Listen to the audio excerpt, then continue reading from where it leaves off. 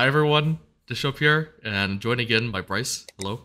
Hello. And we're gonna be going over the new set, talking about like different comps that exist. We're just basically gonna yap for a while about like comps, items, units, all that stuff, just to give people a good idea of what the set's gonna be. Yeah, if you've played no PBE or limited amounts of PBE, this is a video for you. The last one pushed 3 hours. Hopefully this one doesn't take that long, but I've only played 2 games, so I have literally no idea what the fuck anything is or does. So I'm just going to break it all down for me / for you. We'll kind of go through everything. We'll go through traits, we'll go through units, we'll go through items. It's going to be a crash course in all things set 12.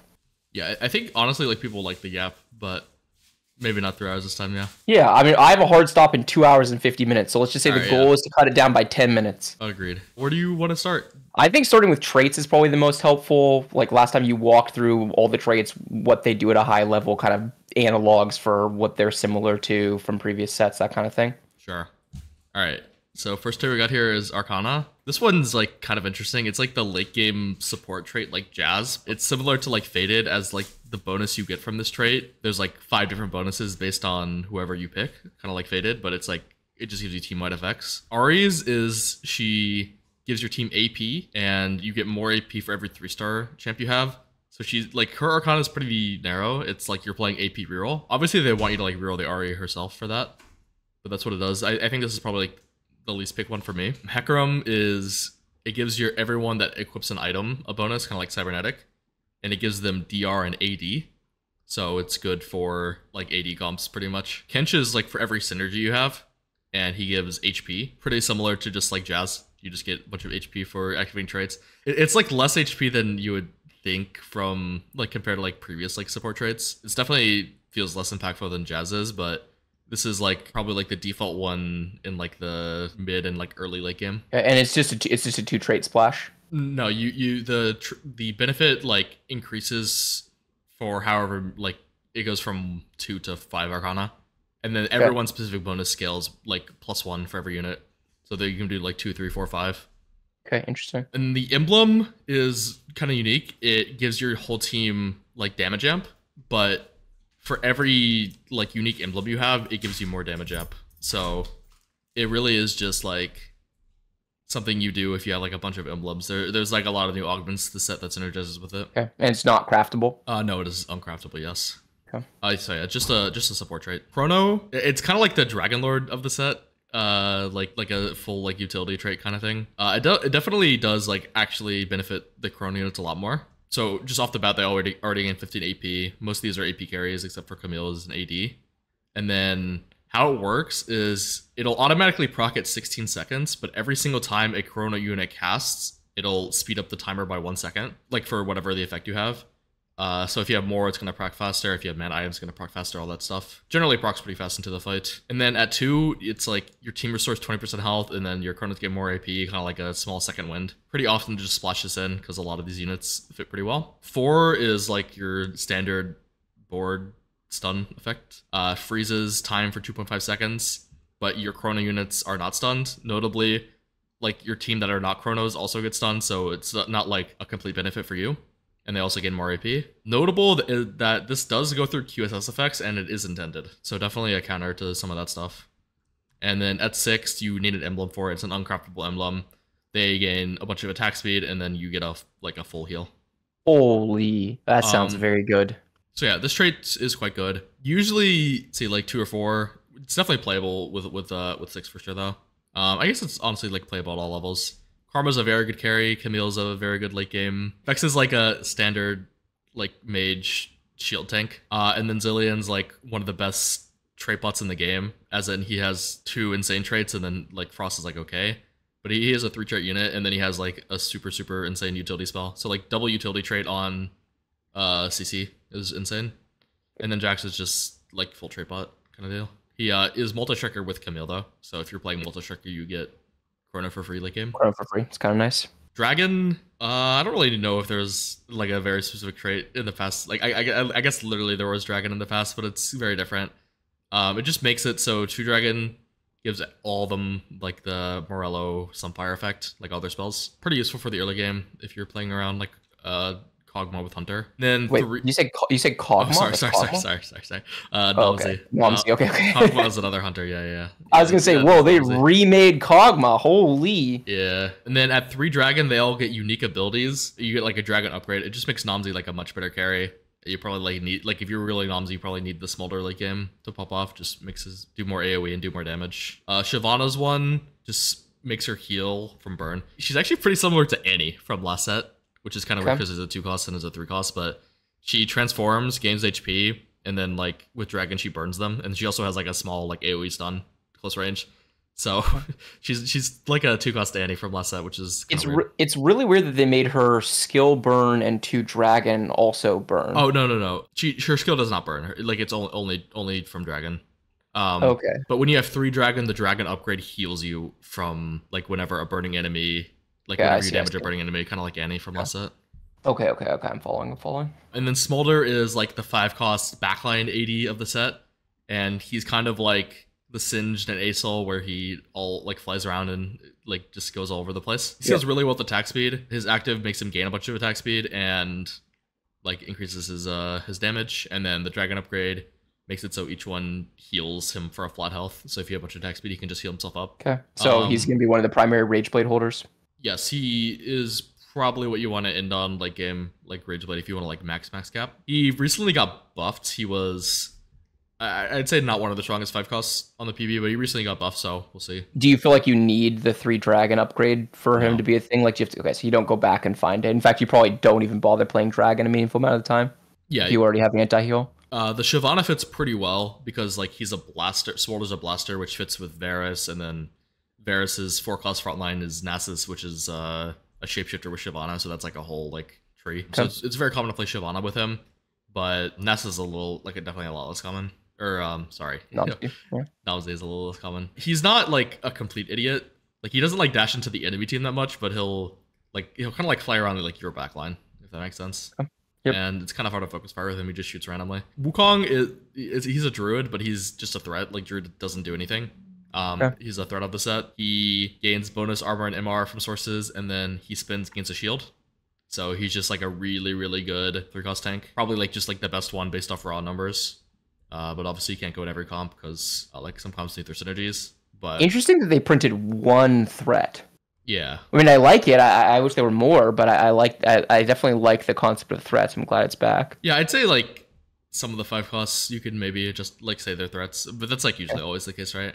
Yeah, for sure. But yeah, he's just a really good tank. He really wants Stoneplate because he has the bonus armor and MR, so it just scales really well with him. Adaptive's also quite good because Adaptive gives a bunch of like defensive stats and then also gives him AP, scales of shield. But just your like solo frontline tanky shield tank. And he also, it looks like his ability scales based on number of adjacents, so it's solo frontline all day with this dude. Yep. Okay, makes sense. There's a hero augment for him that makes his scaling AD instead of RMR for his damage, and just makes him do a bunch of damage. I don't think it's that good, but it definitely. Well, it's not right now. At some point. Yeah, at some point it'll probably be good.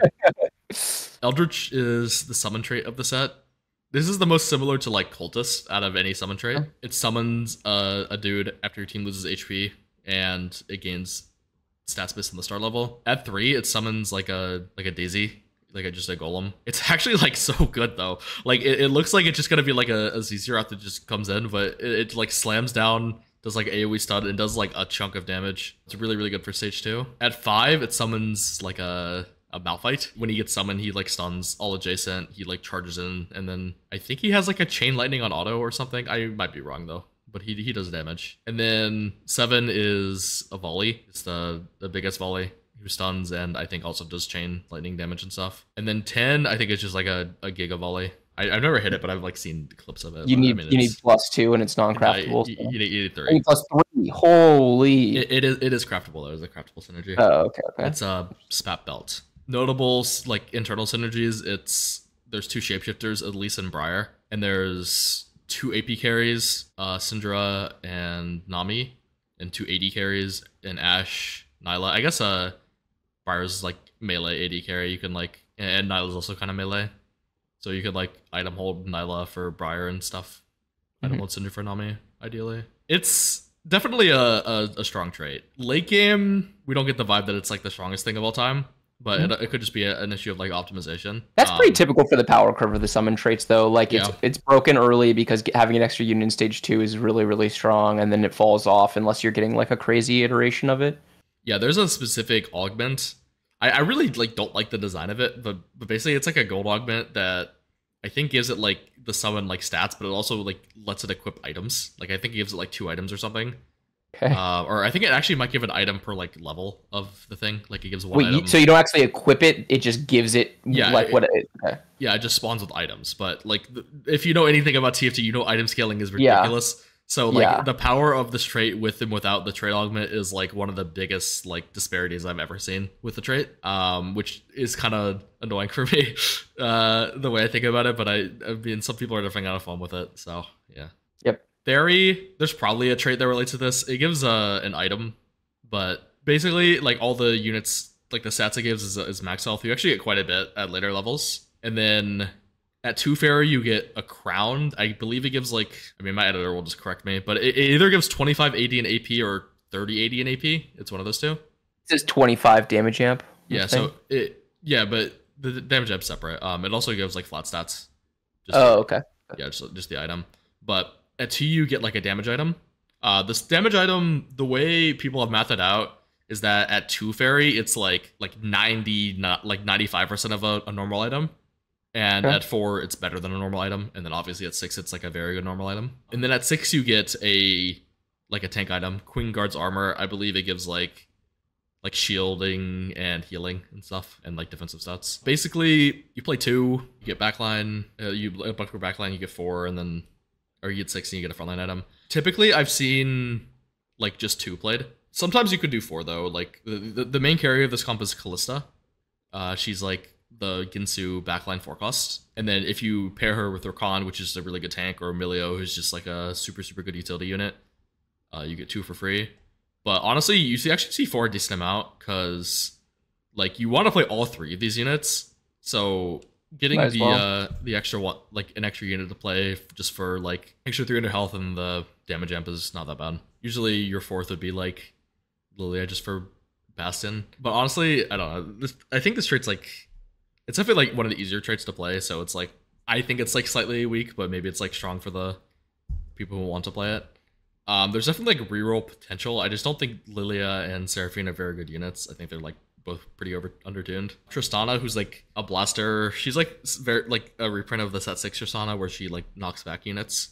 Yep. She can item hold for Callista. That's like the standard path for this. She'll hold your Ginsu and stuff, and then you sell it for Callista. And then Cat is just spin with anti-heal. She like does like a small dash, I think, and then she like when she spins, she'll like actually like move to targets like if stuff dies, so she won't like waste anything, which is actually pretty nice. It's a pretty reliable source of anti-heal that she blinks to the largest group within 2 hexes and then hits everything within 2 hexes. That's actually really good. Yeah. It only lasts, I mean, 5 seconds is decent, yeah. She's definitely good. I think like this is, like she's probably one of the units I've like personally played and optimized the least. So I don't really have that much to say around her. I believe there's probably a very solid Cat comp that exists. I played her with like complete flex units and 4 fairy, 4 warrior, and then she was okay. But that was like my one game of it. Yeah, the emblem is craftable. I believe it's tier. Spat tier is emblem. Pretty good trait, I guess. Frost. This is kind of a unique trait. I don't think it really relates to anything in the past. You get AD and AP. It's pretty standard, like the power curve, like across the thing. You get like a little extra at 9, but that's like kind of expected. And then after like your team kills an enemy, it like the unit you kill turns into an ice soldier. It doesn't really matter what unit you kill, because I believe they all spawn in with the same health and stats, and they don't like have mana.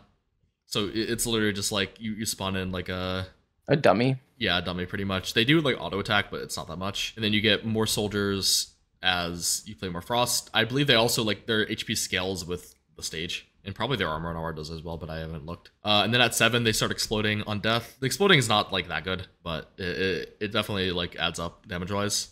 And at 9, you get more AD, more soldiers, more explosion. You need 2 spats for it though. Notable synergies in the comp is Olaf and Twitch are both hunters. If you're ever playing Olaf, you're pretty much always going to be playing Twitch. and then play an extra Frost. We have Zillion here, which was the super good trait bot earlier. Warwick is just like a whatever tank. Hui is like the AP carry, kinda, of the thing. He's like a blue buff holder. Blue buff AP holder, he's a blaster. He's like the AP blaster. And then Swain is your tank, shapeshifter. Gains max health, and shapeshifter scales up max health. And then Diana is like the late game melee AP unit. Late game melee AP unit. That's interesting. Yeah, I mean, melee is like kind of a stretch. She'll like dash into largest clump and then like do like a 3-hex AoE or something, or 2-hex AoE. Kind of Gwen vibes. They reprinted that Gwen, right? Yeah, but I mean, she does like full circle. She's not like an Icon or anything. Okay. Yeah, like full like circle around herself. I don't know. I think for me, this trait's like super underwhelming. It was like very, very strong at the start of PBE, because I think Diana literally had a bug to do triple damage. So people were just playing Frost, and the Frost stats were just insane. And I don't think Riot like understood that Frost wasn't doing anything. It was just Diana. I mean, they probably understood, but like they didn't like come back and like buff the trait back. Yep. In my opinion, this is kind of weak, but they did just like buff Olaf by 580, so maybe there's some hope. Which Olaf is this? Is this a reprint? Not really. He like does like a leap where he basically has 100% uptime. But the thing is, like, I think he's like kind of bugged. Like I see him like so often, literally just like jump across the board and like not to his target, which is either like really good or really bad. Like he Sounds can just fun. Jump into Narnia. His spell gives him a bunch of attack speed, CC immunity, and some Omnivamp. Oh, permanent uptime. Interesting. The passive. Interesting. Oh, the actives for the passives are not time, but the actives only for 5 seconds. Yeah, but the passive. When I say permanent uptime, the fact that he leaps when he retargets, so he'll never get, as a melee, he'll never get stuck. It's kind of interesting. Yeah, but like I literally just like played a game of him, and like I had like my whole team on the right. I had like the Hui 3, like I'm trying to focus fire, and then he just dashes to the left, is stuck on some like tank with no focus fire, and he just dies. So there's that. Yeah. Honeymancy, it's kind of like laser, but the thing, it's not flat damage. It's damage that scales based off how much damage like the units do or how much they take. So it has like a lot more like actual like real potential. The problem with Laser Core was like you just had a bunch of flat damage, so it didn't really matter. And you actually like need like care items and tank items and stuff. You can't just like make Spark Sunfire and nothing else. Yep. But yeah, they all like spawn with bees, and then the bees do damage every 3 seconds. You do more damage, like the bees do more damage from like you have 7.5% damage scaling and only 22.5% damage taken scaling. And then when a Honeymancer dies, 1 bee goes to the next unit, so like eventually get like extra bees on your stuff. You don't really want to sack any of these, to be honest, because only 1 bee moves, not like all the laser drones in the past. Yeah, that's sad. I liked all the laser drones. That was the best part of the trait. Yeah, I mean you get some of that with 7, but you need like 2 spats for it. It is craftable. I believe it's a spat glove. It's kind of weird though, like 2 craftable and there's only 5 units, but it's fine. Blitz is there's 2 tanks and 3 carries. Blitz and Nuno is a tank. He gains a shield based off AP and HP. And Vanguard is like the trait where you get a shield at the start and when it goes low. So that like super HP scaling. Blitz is very good. At current like scaling, he's like probably, I mean I don't have to look at all the 1-cost tanks, but he might be the best. And then Nunu, he's a Bastion. It's the armor MR tank trait. He bites, does a decent chunk of damage, and then flat heals.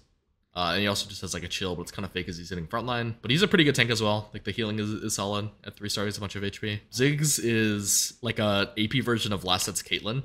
He throws a bomb to the opposite side, and then he does like a little bit of splash damage, so not like 1-to-1. Like he has like a way to kill multiple units. The main thing he does is a single target. Definitely trying to like snipe enemy carries. He's alright. Incanter gives AP. Yeah, he's pretty good. The way I've seen this played the most though is with Kog'Maw. He's the AD carry of the comp. Hunter is a trait that gives AD, and then what he does is he like spits honey. He's at 75 mana. And it does like some splash damage, and it also like does like a bit of piercing. It also like buffs adjacent units, and then also like whoever, like if you ever like spit at the enemy front line and your front line gets hit, they also get the attack speed buff. But he gives an attack speed buff to adjacent units, kind of like Senna with 80, but this one gives attack speed. I guess it's So literally similar. do you position this kind of like Bulldozer, where you like build that weird like diagonal line so that the like ooze goes through your whole team into their team? Not really. It's because like the attack speed on like your Blitz and Nunu is not the biggest deal in the world. If he's not like your main carry, you can put him like one off to the center and put 2 units to the side of him, because he fits into a bunch of comps besides Honey. But if you're like main carry rerolling him, you just corner him, I think. Okay. Yeah, we talked about Nunu is the tank. And then Veigar is Mage. Mage is double cast, but he has like his own version of scaling based on the charm mechanic. So he gains 3 AP for every charm you buy. So if you're playing this, you probably want to buy a bunch of charms. And then he does like a single target burst, but he double casts it because he's a mage. When you're reeling mage, I think the standard is to play 3 Honey with it, just for like a little bit of extra damage. But yeah, he's pretty good. Like the comp's like really easy to play. I think it's like all right. I don't think like Veigar Reel is like amazing, but I think he's gonna get played a lot. And he's kind of fun. So I mean, Veigar plus infinite scaling on the charms, like that's gonna be fun. People will play the fuck out of this, you know. And he's a blue buff holder, 40 mana. Yeah. Okay. Also, I didn't really bring this up, but I probably should have talked about it. They actually completely reworked mana this set. Oh yeah. I remember reading something about this. So there's the overflow counts, right? Yes, which is an amazing change. So the thing, like, he definitely blue buff is like the best, but the way that the math works out, I believe blue buff Shojin is like actually like kind of cracked on this guy. Oh, but that's like 3 tiers, so like really hard to get. Obviously, there's like a few examples of that. We definitely haven't like scratched the surface of everything. Yeah, that kind of mana change is going to take time for us to adjust and figure it out, because we're used to calculating around breakpoints, which I'm very glad isn't a thing anymore. Was honestly so obnoxious to have to think about that. But I'm sure there are new efficiencies to be found in taking use of rollover mana and getting like multiple casts out efficiently. Yeah, now I think like you can like reliably like do DPS calculators like way easier.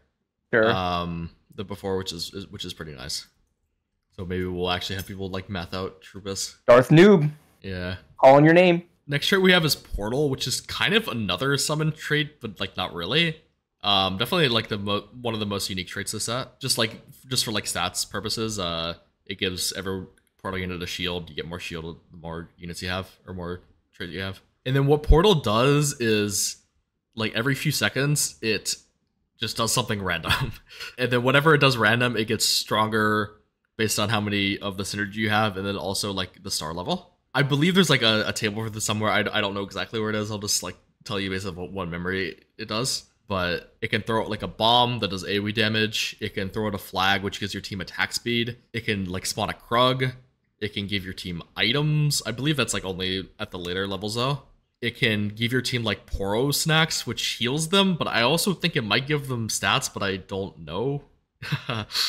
I mean, this sounds fun as fuck, and really cool. it's a shielding trait too. So just stall and wait for the portals to like give you the goods. Yeah, it's really really cool.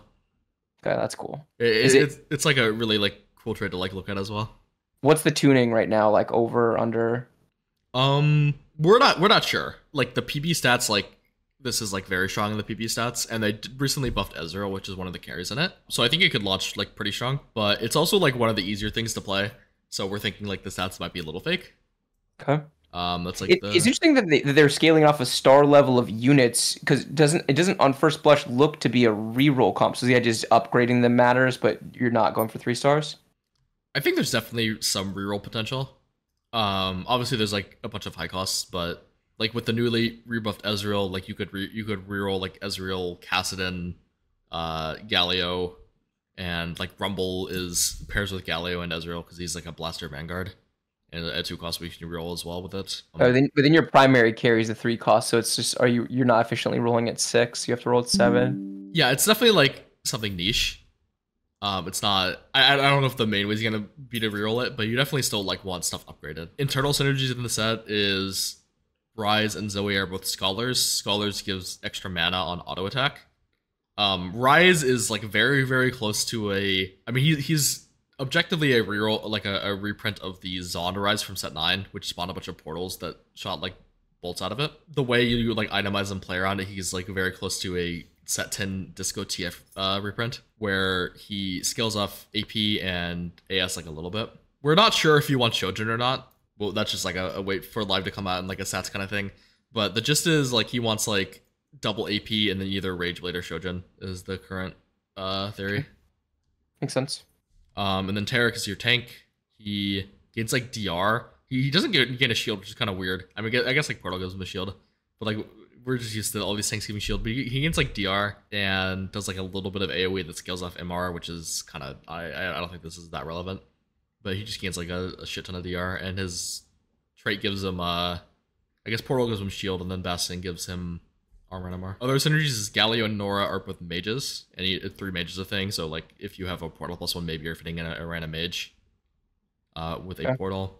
It's kind of weird. She throws like balls that like stick on the ground for 5 seconds that do damage like over the duration, but they also like explode. And then if she's mage, so if it like casts in the same area, it'll bounce to a new location. So she'll basically like spread the board. Like, I don't know. She does like explosion damage, but she's also like kind of a dot champion. But they move. So if you throw at something and it dies, then the mine like kind of moves somewhere else. It's just like an efficient dot champion with like a little bit of burst on top. Okay. She spawns him with Yuumi, which is like insane utility. Yuumi is just like a untargetable unit that you can like put on any of your units. Like you can attach like kind of like Faden.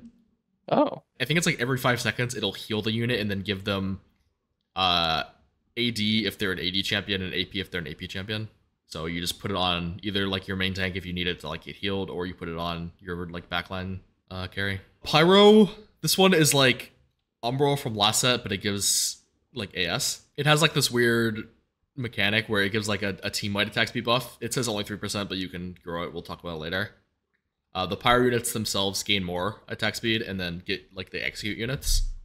And each time your pyro unit kills something, they like drop a cinder on the ground that you collect.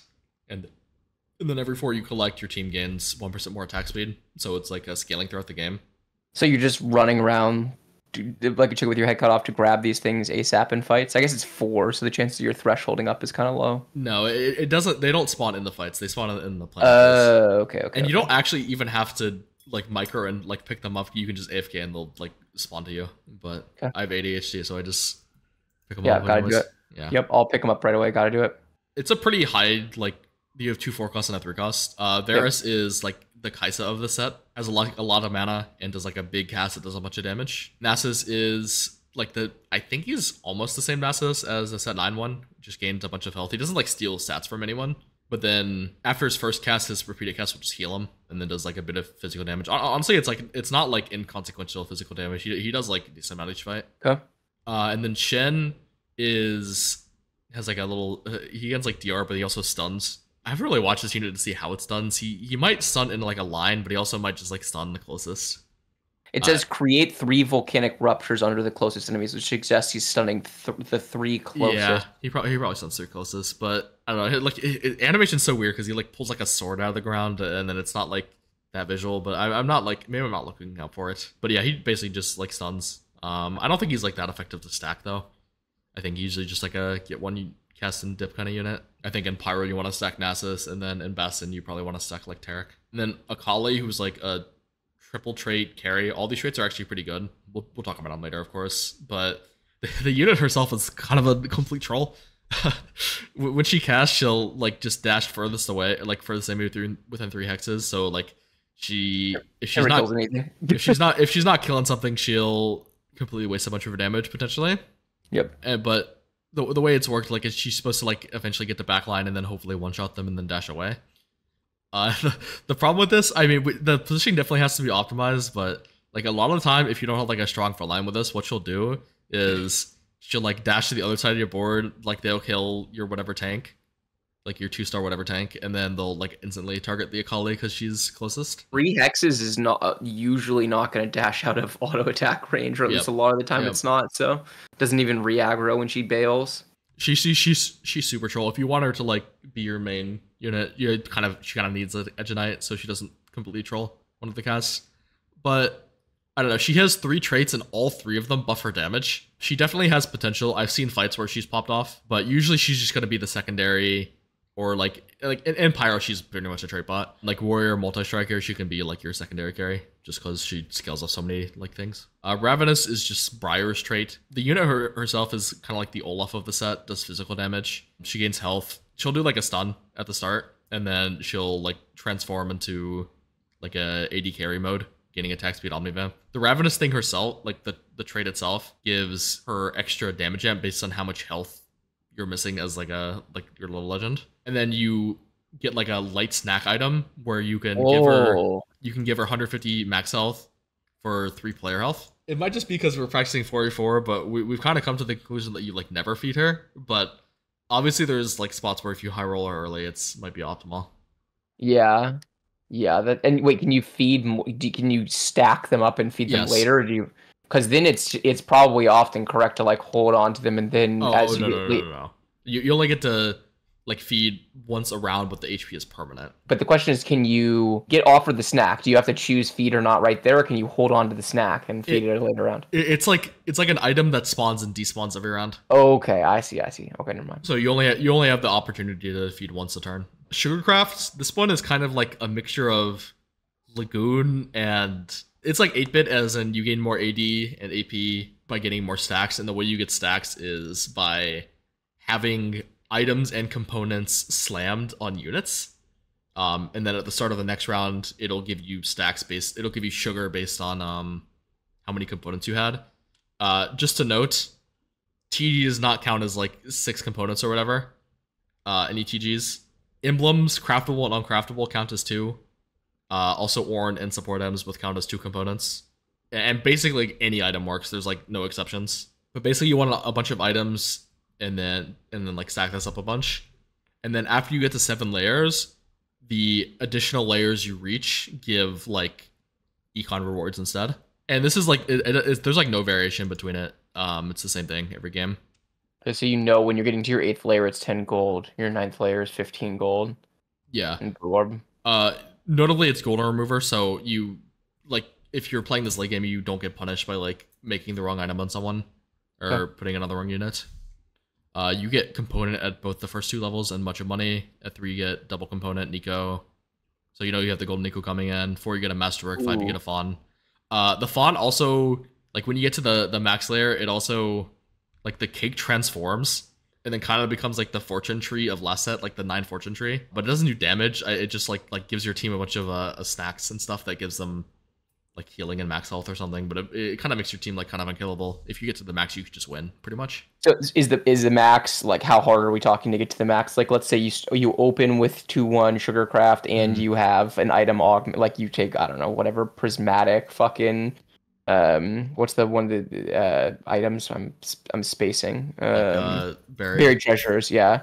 Like, do you get to the max in stage 6, or like what are we looking at? Perfect scenario with good item augment, 6 sugar relatively early. You're getting there like late stage 6 or like early stage 6, like in the Giga high roll spots. I think on like average variants, like you don't reach it like at all. But that's like you do need like the item augment to reach the max, but you can still like win without getting the max cash out for sure. Is this a craftable? Yes, it is. It is craftable. The units is Soraka. She's like a mage that heals. She is like really bad. She's like definitely just like a minus unit if you have to like that's like the weak part of your trait. She's like actually just a negative fun. Rumble is the tank of this. He has a bunch of traits. He's a Vanguard, which is the shield trait. Blaster is like a damage trait.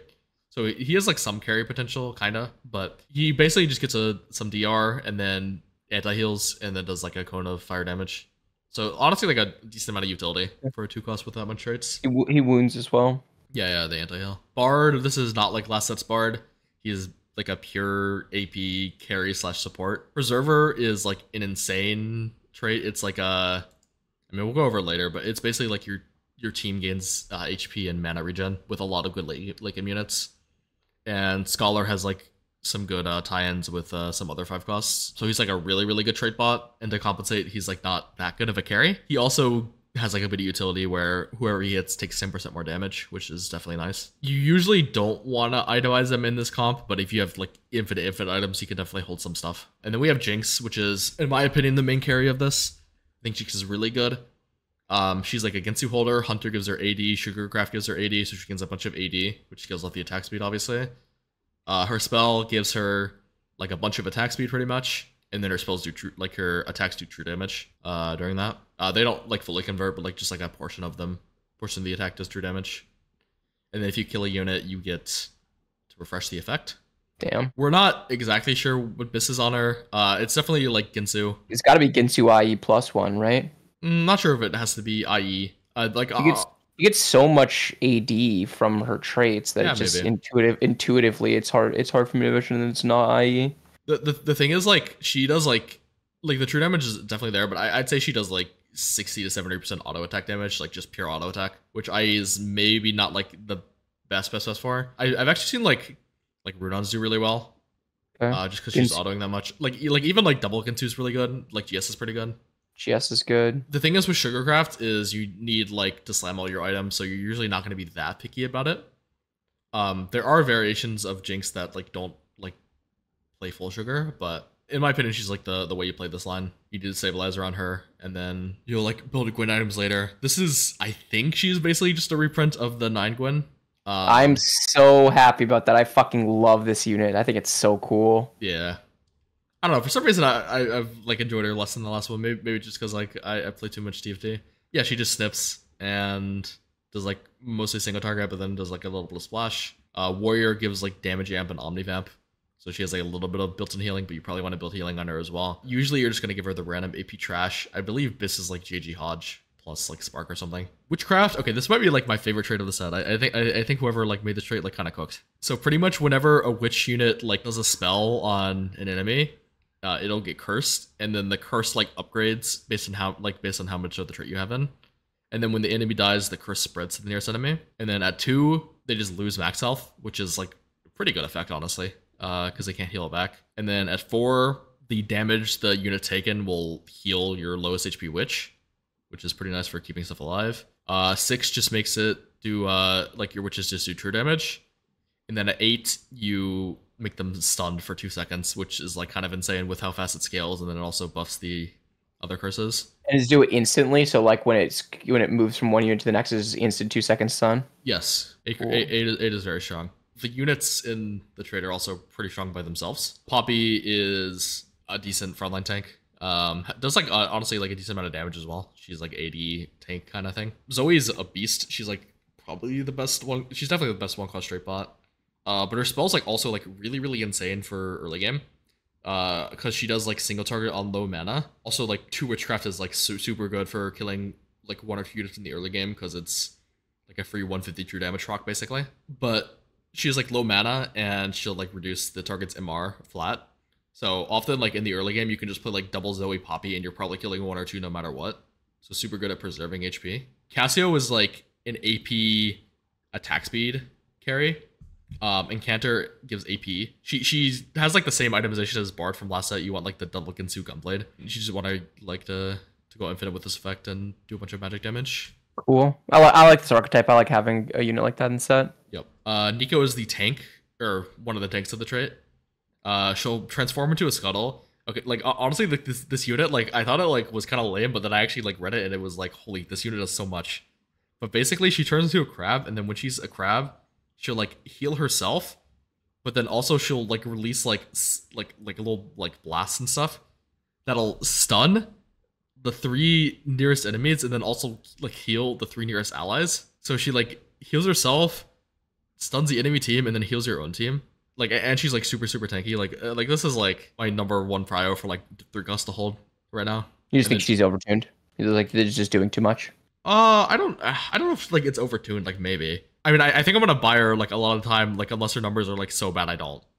She just like has so much utility, and like, and she's also 2/2 trait splashes that are both good. Like playing 2 Witchcraft sounds good, and playing 2 Shapeshifter sounds easy and good, especially with what she does. But yeah, definitely like one of my most played / favorite units of the set, I think. Cool. Yora, this is not a reprint, but she's like the 4-cost melee AD unit.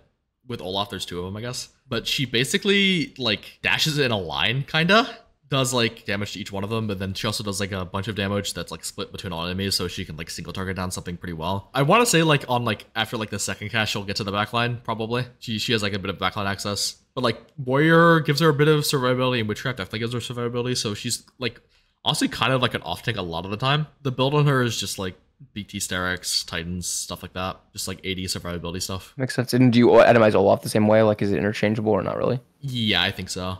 I think Olaf might want Edge Knight more, but I'm not actually certain. And the Morgana, who might be the best 5 cost, probably is. She's a preserver. That's like the HP mana regen trait. But basically she gains like a super big shield. She'll summon a bunch of bats, and then the bats will like seek out closest enemies, do damage to them, and then they'll do true damage below health, so she can like kill low HP units pretty well. And then her unique trait, Bat Queen, basically means that it's kind of like Lysandra. If her bats kill a unit, they have a 40 or 45% chance of like getting a 1-star copy of that unit on your bench. So she provides like a decent amount of like econ as well. Okay. And occasionally it's a unit you actually want, so it's super valuable. Yeah, she's like the best thing to hit of like Recon Bob, for instance, on stage like 32. Yeah, makes sense. But she's good with AP. She's good with like full tank. She's just like very, very, very strong. Witchcraft, like with this unit without, is like a huge diff. But like for the trade itself, like I've seen like all levels of this get played, which is a pretty good sign. Like standard, no spat, you can just play 4 Witch for Fiora. It's pretty good. 2 is like a super easy splash, and then 6 with spat is like really, really nice. There, we can talk about it later, but you can put this on Karma, who is like a dot spread unit, so she can spread the curse really, really well and has synergies with some of these units. And then 8 is not 100% win rate, but it's pretty good. The thing about 8 though is that if you like go to 1 life to like try to fit it in, like you go to 9 at 1 life, try to fit like find the 1 Morgana, you get 8 Witch in, you like start winning out. There is a charm that like gives like QSS to your whole team, and this has happened like 3 or 4 times where like the Witchcraft player just beats everyone, and then someone rolls that charm and then they just die.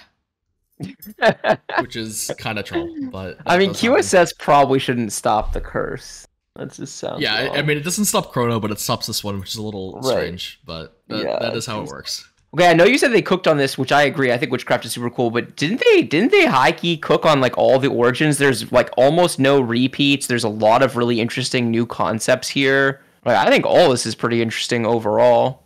Yeah, notably, like every single spat is like not boring, like or like craftable. Like Witchcraft, Portal, Pyro, Sugar, Honey, Frost, Fairy, Eldritch. All of these are the craftable ones. So yeah, and I also think they're all like pretty strong. So I think like current balance, like spat is like super, super high prio. Okay, makes sense. I don't mind when spat is like relatively high prio as long as there's not a whole bunch of bullshit ways of getting into the game. True. I mean, there's a charm that literally gives you a spat, so I'm sure you're gonna love that. Oh, I'm gonna love that. I'm gonna love that. Although if it only comes late in the game, lower impact. It's like 15 gold, and you can see it like I think starting stage 3. But I don't actually think you can see it on like stage 5 or 6. But I might be wrong. Okay. But you already have your item slab, so it's like kind of weird. But like, yeah, the thing is though, it's like 15 gold, so it's sometimes helps to take it. Okay, so Ascendant is Xerath's unique trait. What it does is it gives you access to Xerath's, like he has Ascendant charms pretty much. They're just more powerful versions of regular charms. I can pull them up actually. We can probably go over charms in this video as well. Yeah, for sure. Yeah, for sure we should. All right, Xerath's Ascendant charms. There's 9 of them. Judgment is just econ. They're all like way stronger than normal ones. Moon, increase your 5 cost by 4% permanently. I've put in Xerath for like 1 or 2 turns on like 4-1, 4-2, hit Moon and just instantly sold them, and then you just have like permanent 5 cost odds on 8. So how it works is you automatically get these charms when. Okay, wait. Oh, sorry. I should explain it better. So you start like with just Xerath in. You can't like start rolling for them like the first turn you put them in. It's at 0%. When you first put them in, but every single turn, like at the start of the round, the odds increase by 8%, and then it caps at 40. But when you buy one, it resets to 0, so you can't get 2 of these in a row, and it gets pretty low after you buy one. So if like you're not actually looking to play Xerath, like something very common you do is on your 4-2 roll you hit 1 Xerath, and if you're not really looking to play it, you just like wait to your first charm, and then you buy that one, and then you sell them. And then the Moon's one of the best ones for that because you get like 5% 5 cost odds on 8. Lovers is another econ one. You gain a 5 cost and a 2-star 2 cost that share traits, but it's only 4 gold, so you're getting 6 extra gold pretty much if you just sell everything. Yeah, plus 5 costs is kind of valuable in a lot of situations. For sure. Chariots, this is probably the worst one in my opinion, but I mean it's definitely usable in the right spot, just super rare. You basically would only buy this if you have a bunch of gold already, because it makes rerolls cost 1 and then buying XP costs you 3 gold. But you need like so much gold to justify it, and you can't really control when it appears. So this is like, I actually don't think I ever bought it before. Usually skip it. And there's definitely like you should consider like when you buy one of these charms, because like if it doesn't actually help you that much, you might want to skip it because you will not be able to see another one for probably a couple rounds. Emperor is a really good combo one. Xerath gains 20% damage and your whole team gains 10%. So like him decent combat. The star is so disturbing. It makes your 1-star star up, so like your 1-star 5 cost turns into a 2-star 5 cost. This one is like just ridiculous, and the spots where it's ridiculous, right? And then the units that are already 2-star gain a shield and AP, which is like not even bad, like as like a charm. But this is one of the if you're level 9 rolling down, Xerath on your board, haven't gotten your charm yet, you're just buying all the 5 costs and holding them. That way, if you hit this, you can just play all the 5 costs. Yes. Yeah. Okay, makes sense. Yeah, definitely one way you can scam around. The tower is another really, really strong combat thing. The dummy is like massive. I think it has like 3 or 4k HP. Oh, I think I've seen this. It's like gigantic, right? Yeah, just a huge tower. And then it does, I believe it's like 3 nearest. It'll like do like lightning strikes to do true damage. I think you just put it in the front. You can second row to keep it alive, but like the damage is good, but it's not like amazing, like where you want to just like take some damage. But yeah, it's very, very easy to win around when you get this. And then the world gives you every single 4 cost. I believe there is 1, 2, 3, 4, 5, 10, 12. So you're getting 12 gold worth of just gold, and then obviously if you need the units, it's insane. But like 12 gold profit off of a charm is like amazing. This is like, you get this on stage 4, you probably just win the game, right? And then the sun, 40 gold. It's like the most like late game scaling you could possibly get for a support and artifact. Definitely something you can buy to win. But it's like Sock said he thought this was fair value at 40 gold. Oh, you were on that episode. 40 gold, doesn't it sound like a very, very small number for this? Yeah, but the thing is, like, it's like you probably wouldn't be able to buy this if you didn't have like full upgrades, right? Like, or at least like a decent amount of upgrades. Like, there's definitely spots where you don't buy this. If like you're in a spot debating like between going 9 and buying this, there's like no debate. You're obviously buying this. In like low roll spots, it might actually be a skip. Is like the only thing I was saying. But obviously, I think it's quite strong. But yeah, that's Xerath. He, like, the unit himself is kind of like Aushin, just shoots out blasts at random units that do a bunch of damage. I kind of hate it because super RNG, you could just like kill the enemy carry in 3 bolts or never hit it like in 2 casts. Yep. But in general, I think he's a pretty strong AP carry and has a ton of utility. Because I'm like, surprised I didn't learn a lesson on that. Aushin was like the meta one was like Aushin versus Aushin was like one of the stupidest metas. Like, it was so bad. I predict tuning wise, he's probably gonna be under for most of the set just because of the utility he gets. I don't think they want him to be like the best unit, like with that. Makes sense. Fine line though, because sometimes it's just you literally can't put items on him. He's just gonna be a bot for these charms and for Pyro, and that's it. Yeah, I actually don't remember if I talked about his Arcana bonus. I think I might have skipped it, but basically, it does true damage, and you increase it by however many charms you buy. I believe like every 3 charms, you get like an extra bonus to how much true damage your whole team does. So it's definitely like something you want in the late game, but maybe you don't like activate it instantly. It probably depends though. Bastion, just Armor to Mar. I think it's like kind of a direct reprint. At 8, they give it like a little special for fun bonus. The 2 champions starting in the back are vulnerable until 4 Bastions die. I think this is like kind of fake. I mean, I guess it helps you against like Xerath. Well, wait, is it invulnerable as in they can't take damage? Yes. I guess it's not non-best. It is like all units, so you can't put 2 Bastions in the back and they're all invulnerable, but they're all like melee, so it's... Yeah, no, I think you just use it. It basically just means that your carries are going to have full health by 10 seconds of the fight or whatever. Because 4 Bastions dying with this much armor Mar is kind of a lot. Yeah, the thing is though, like if you're on 8 and... Like, you need, like, a spat to play it, pretty much, so you're putting it on, like, your carry, and you're gonna do no damage. Like, I guess you can get it off of, like, Wandering or the Augment that gives you it, but I haven't really seen 8 Bastion do that much. The trade in general, I've seen 6 work, like, 6 and 4 work with Callista. Callista pairs with, like, Fairy, and then also Hecarim's a multi-striker. That's, like, the main... Like, you usually want to, like, multi-strikers if you're going into Bastion that much. Like, Shen also pairs with Akali, who's a multi-striker, so there's, like, a little bit of core with that. Like, 6 Bastion Callista is not, like, the highest cap of that comp. You usually just want to pivot out into 5 cost. But it is something you can, like, hit on, like, 4 or 2 with, like, Callista 1 and Sid and be pretty happy about it. It's, like, okay, though. I think, like, early game, it's, like, not as strong as Vanguards or Shapeshifters, though. At 6, it gets pretty strong. Makes Back sense. when we already talked about it. Best friends is just the thing that spawns Yumi. Blaster, it's kind of weird. Your team gains a like damage amp. Notably, there's like actual like ways to track how much damage amp and omnimap you have. Like there are actual stats now, which is pretty nice. But pretty much this one gives like damage amp, and then when they cast, it gets more, and it does apply to the cast. So you can pretty much just read it as like their spells do this much more, and then they have a little bit of extra auto damage, which is kind of fake. Okay. Rumble is like the only like he's like a tank in this line, which is kind of cool. He just does some magic damage. There is a hero augment with him, which is probably the only part where this is like relevant on him, but he does exist. Is reroll the first 4 of these a thing? I don't believe you want to play 4 Blaster when you're rerolling it, but there's lots of 2 like you can reroll Ezreal Hoy and you can also reroll Rumble Triss. Like those are both lines. Like maybe with Spat. We can talk about that later probably. Tristana, talked about her. She's just attack speed scaling, reprint with the knockback thing. She's like okay. She does like a lot of single target chunk. You probably only play with like 2 Fairy, 2 Blaster if you're rolling her though. Ezreal, he's like a reprint of the 4-cost Ezreal, but he only does the like big AoE barrage. He doesn't do like the 2 cast where he does single target. So it just has 75 mana and does like a huge barrage across the board. Does decent damage, but then it's reduced for like how much people you hit. So you can't like full AoE everything and one shot the whole backline. He got like a very substantial buff. I haven't played with or against him since the buff, but like literally today on the A patch he got like a pretty big buff. So I'm actually pretty interested to see how he'll fit. I expect if he's playable, he actually will probably see play more in Portal than like being a Blaster unit.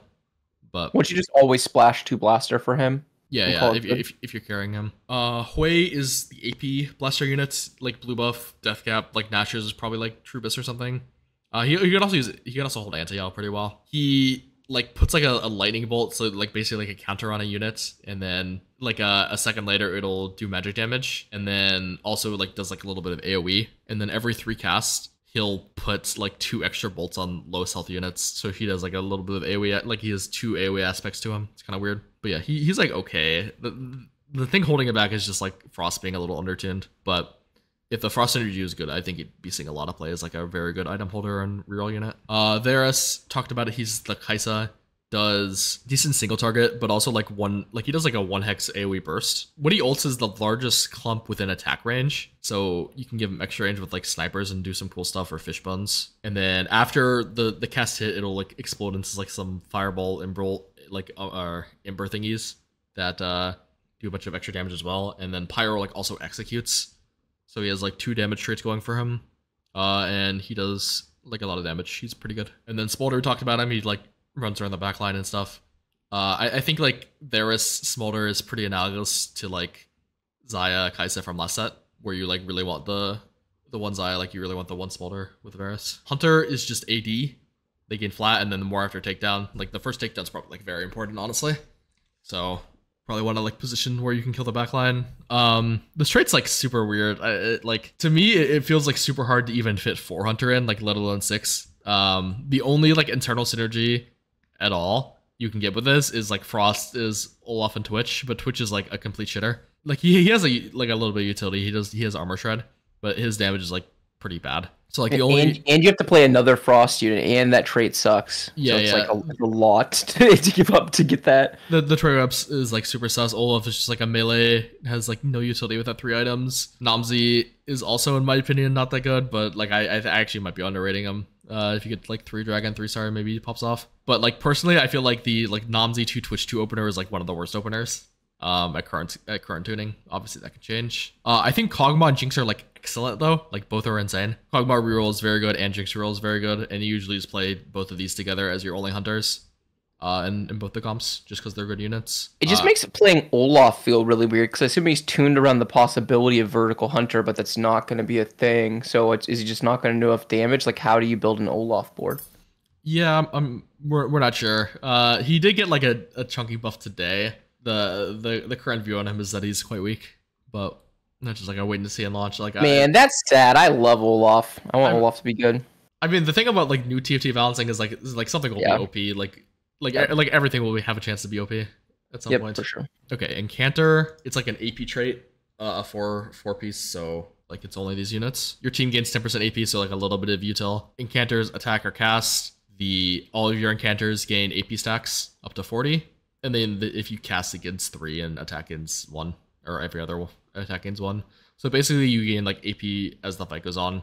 At 2 Incanter, at the end of the fight, you're like plus 50 AP. At 4 Incanter, you're getting 2 per stack, plus and your King games 20. I don't know if that stacks with the 10. Like, I don't know if you're getting 30 AP, like, team-wide or 20. I'm actually not sure. Also, 2 per stack, it's still the same cap of 40, right? Or does the cap go up? The cap is 40 stacks. So at 2, you're getting 80 AP, and at 2, you're getting 40 AP, and at 4, you're getting 80 AP. So you do get more AP. You can play 4 as, like, a transition. I like to like a late game Karma or Syndra board, but I don't think you ever want to play 4 without this bat because I think this is just too dead of a unit most of the time. Just talking about the units more, Syndra is like a really cool unit. She has like a self form of scaling. She's really weak at the start, but she upgrades the more like herself casts.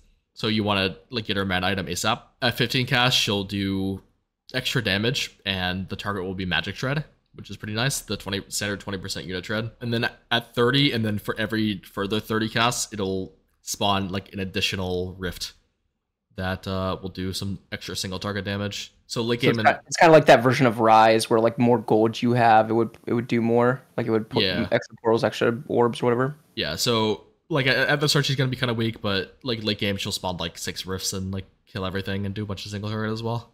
It's a cool archetype for a 2-cost reroll because you just if you get it early and you have the main item or whatever, you can just commit to it and just like be weak early, which you want to be on reroll. Yeah, she's been like probably the most OP unit of like the whole PBE cycle.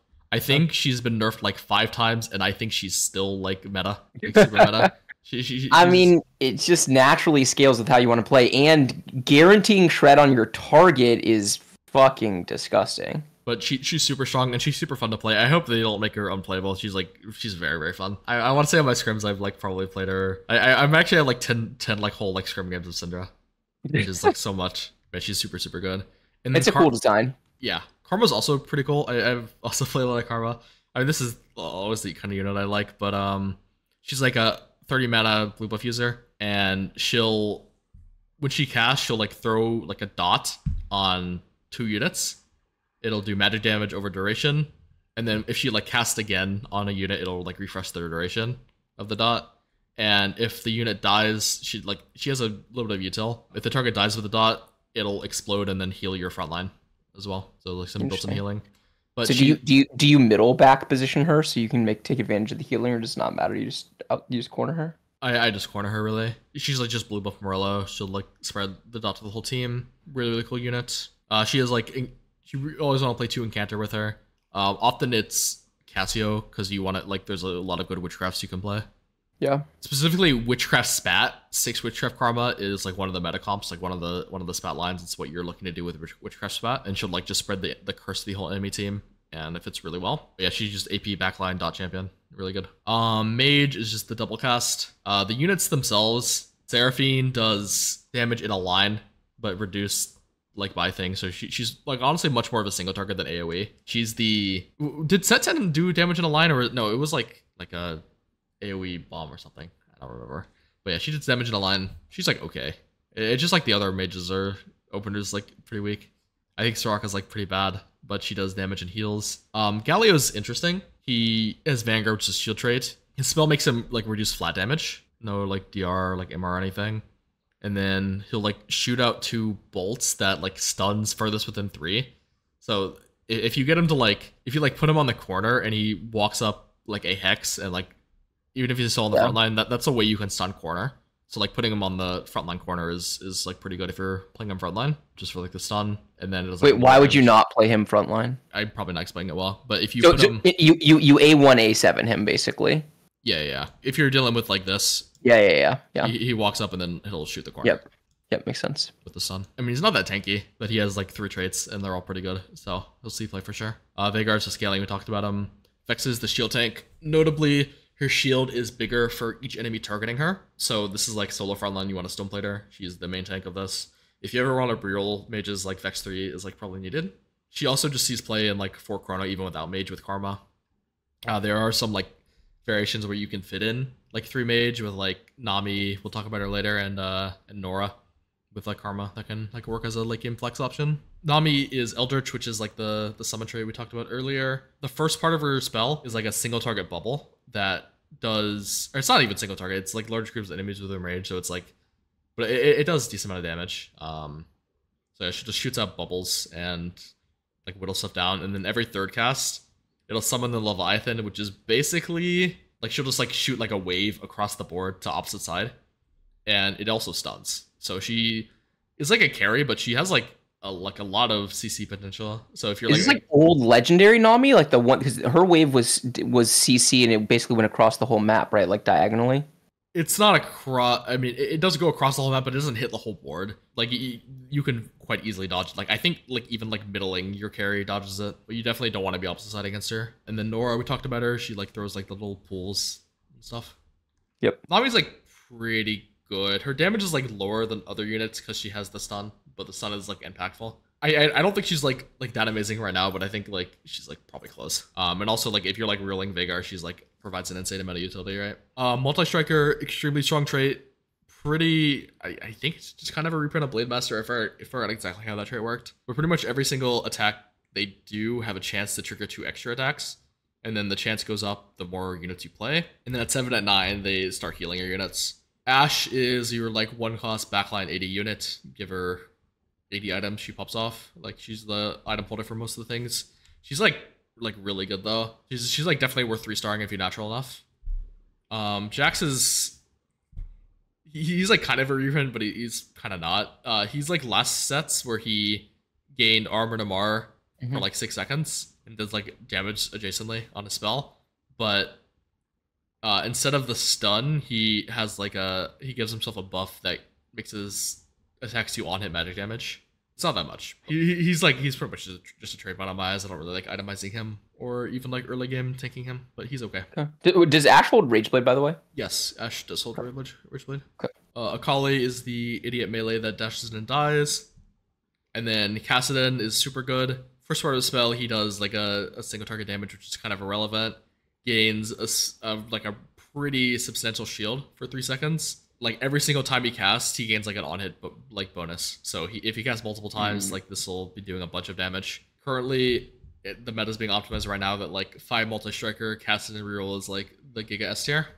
Yeah, and that's why it's Rageblade BTQSS, because you just need uptime to auto attack and healing, and he'll just 1vX. Yeah, we're not like certain on the exact build. I think that's like a good start. I think there's like a possibility like the Rageblade, he says BT is not the true best. Like I also think he's like pretty flexible with his items, but we'll wait to see it, like for like the stats and math to come out on it.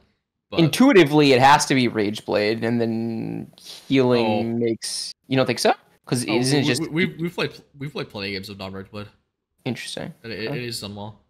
We've done like Nashers, we've done like Deathcap, Crown Nashers. We basically like name a fucking AP attack speed and we put it on them, and most of them do pretty well. Okay. I think Rageblade is like true risk at like 2-star mid game, but at 3-star when the fights are super fast, I think it might actually not be Rageblade, but I'm interested to see how it develops. Hecarim, I mean he kind of sucks because he has like a bunch of traits that are really good. At 3-star he can like kind of pop off, but only really as a secondary. His passive is like after he takedowns current target, he'll charge to the next thing and do like a little bit of extra damage.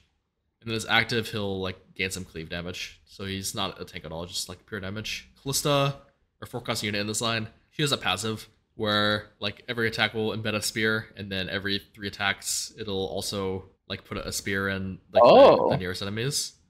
And then when she casts, she'll do damage for every spear you have. So you just want like as much attack speed as possible. If you play Fairy with her, you get like an item slot for free on her, so you don't actually have to have like if you have a bunch of defensive items, this is one of the units you want to play. It's definitely a way to cap out like the multi-striker reroll board.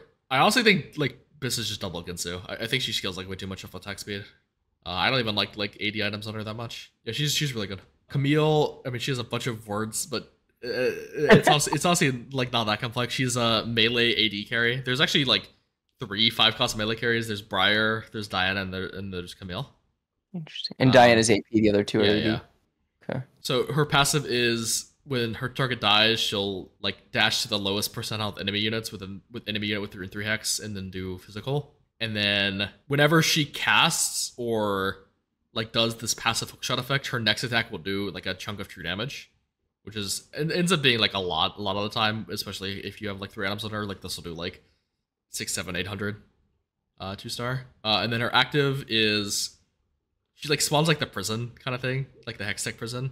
But she'll knock back and stun adjacent enemies with physical damage, and then she'll create the prison and then gain durability and attack speed while in the zone. Notably, she basically knocks everyone out of the zone and ults on the unit that she's targeting. Yeah, she does like single target something to death. She's a mana lock when she's cast, which is pretty irrelevant with like multi striker and the attack speed she gets. But yeah, she's super good like late game secondary carry.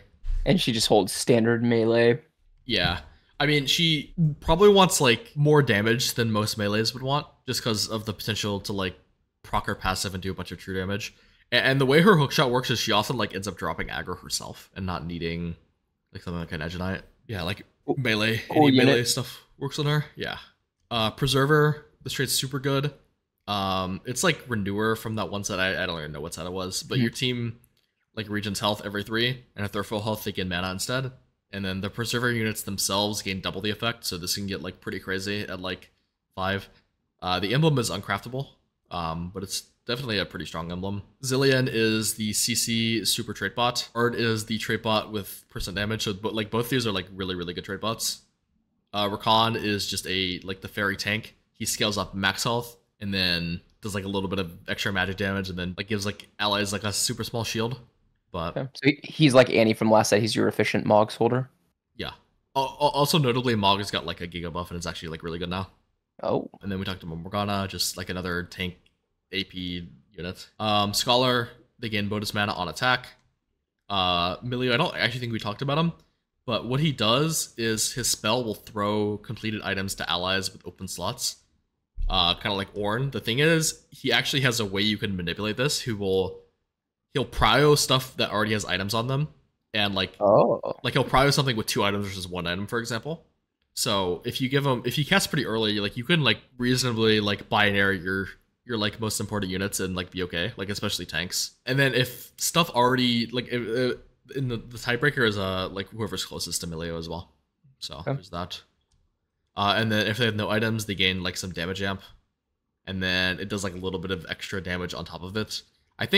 I mean, Nico told me that like they want this guy to do damage, but I don't think he does that much damage.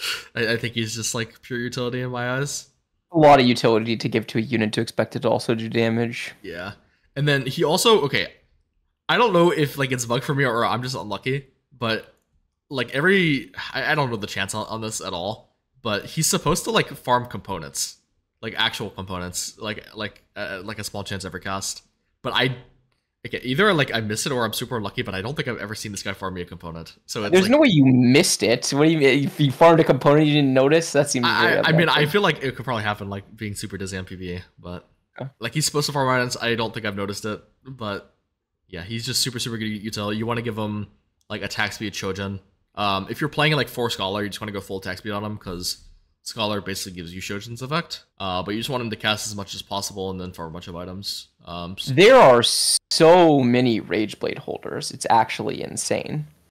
Yeah, Rageblade got a lot better. I mean, you said Rise, Milio, Smolder, Callista.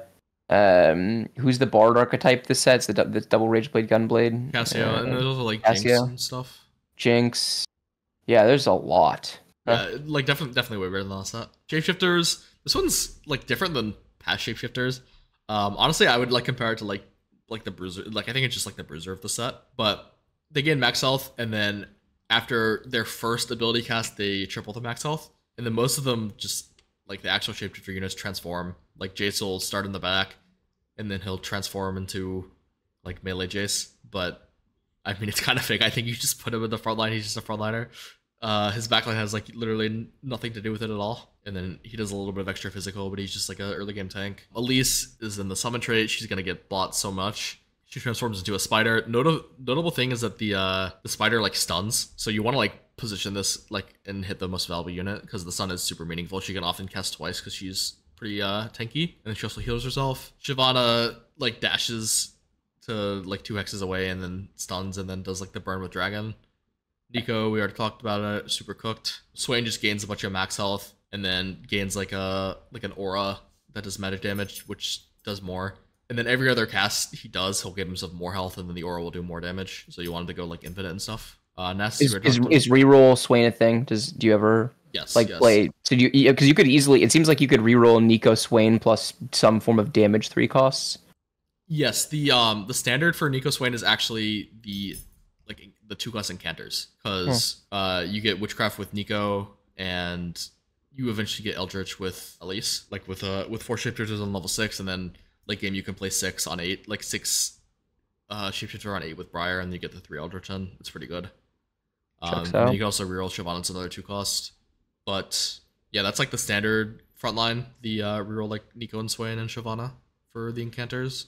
Has anyone tried some other variant where you just use those two? You reroll what will be the 2/3 cost backliners that have natural synergy? Because splashing witchcraft feels really easy.